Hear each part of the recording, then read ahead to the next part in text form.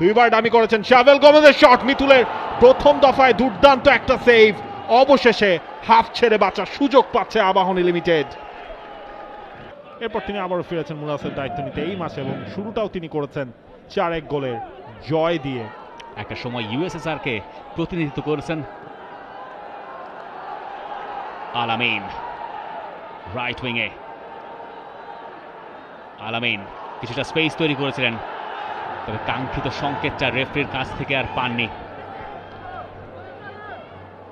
বাতসুলা একটু attacking minded left back, physically যথেষ্ট challenge ছুড়ে দেন আলিগুলভ। খানিক্ষণ আগে তার সেই কাটব্যাক থেকেই বিপদের কারণ হয়েছিল। এখনো আলিগুলভের কন্ট্রোলে, দুজনের মাঝখান দিয়ে ঢুকবেন কিনা, চারজনের মাঝখানে আটকা পড়েছেন। দেখুন এই বিল্ড আপটা যখন চলছে, অন্য পাশে মারচুক আরো একবার ফাঁকায়, যে পরিমাণ প্লেয়ার তারা কমিট করেছে বক্সের ভেতরে, আবাহনী আগুন নিয়ে খেলছে এই মুহূর্তে। আরো একটা শট আলিগুলভের, সেটা মিতুল মারমাকে চ্যালেঞ্জ ছুড়ে দিতে পারেনি। তবে এই ধারায় চলতে থাকলে মুরাস আরো বেশি চ্যালেঞ্জে ফেলবে আবাহনী লিমিটেডকে। মিতুল মারমার সবশেষ এই মাঠের ম্যাচটা খুব একটা স্মরণীয় হয়ে থাকার কথা নয়। বাংলাদেশ জাতীয় দলের হয়ে সিঙ্গাপুরের বিপক্ষে যে ম্যাচটায় তার জালে গোল প্রবেশ করেছিল দুবার। মারফুল হক, তাকে আমরা দেখছিলাম গেল সিজনে আবাহনী লিমিটেডকে রানার্স আপ করিয়েছেন, শুধু এই লিগে নয় ফেডারেশন কাপেও সে কথা বলবো। ডান প্রান্ত দিয়ে বিপজ্জনক হয়ে উঠতে পারে মুরাস ইউনাইটেড। আলিগুলভ গোলে সুযোগ পাবেন কিনা, এখনো কিন্তু সুযোগ রয়েছে মারচুকের।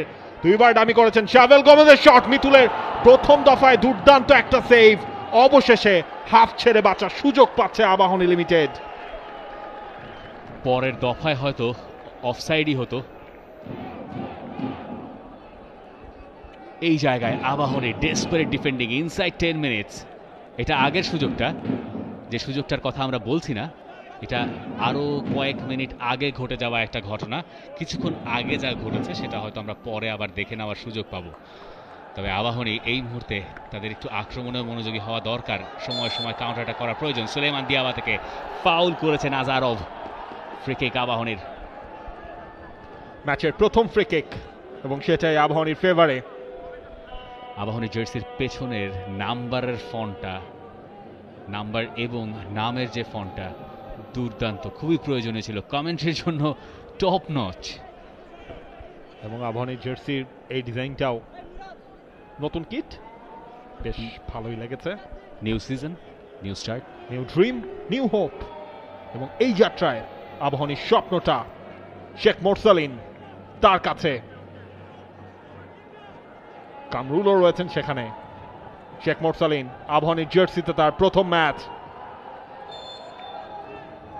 কামরুল সরে গেছেন, মোরসালিন একটু সময় নিচ্ছেন, তবে কামরুলেই শেষ পর্যন্ত একটু ধন্দে ফেলার চেষ্টাটা মন্দ ছিল না। এক মুহূর্তের জন্য মনে হয়নি মোরসালিন ওই ফ্রি কিকটা নেবেন না। এবং নর্মালি আমরা মোরসালিনকে ন্যাশনাল টিমেও যখন তিনি খেলেন দেখি সেট পিসগুলো নেন। ইনফ্যাক্ট বসুন্ধরা কিংসেও যখন তিনি খেলেছেন দেখেছি সেট পিস বা কর্নার মোরসালিন তিনিই নিয়ে থাকেন।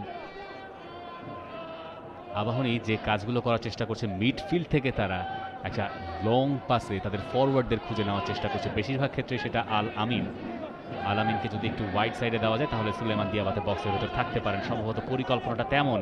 শাবেলের কাছ থেকে আলিগুলভ বল পেয়ে গেছেন, মিতুল মারমাকে আরও একবার সেভ করতে হয়েছে। পরে গিয়ে ইয়াসিন খান বল ক্লিয়ার করলেন নিয়ার পোস্টে। মিতুল ওই সেভটা করবেন সেটা হয়তো অনেকে ধরে নিয়েছিলেন। পাফুফের প্রেসিডেন্ট দাবিদ আওয়াল, তিনি ওই ন্যাশনাল স্টেডিয়ামে চলে এসেছেন যেহেতু বাংলাদেশের ক্লাবের ম্যাচ। বাংলাদেশের ফুটবলেই বিভিন্ন সময় আমরা দেখছি এখন বেশ কিছু সুসংবাদ আজকের দিনটাতেও।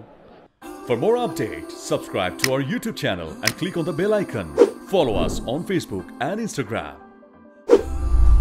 Download T-Sports app to enjoy exciting games and highlights. Visit tsports.com.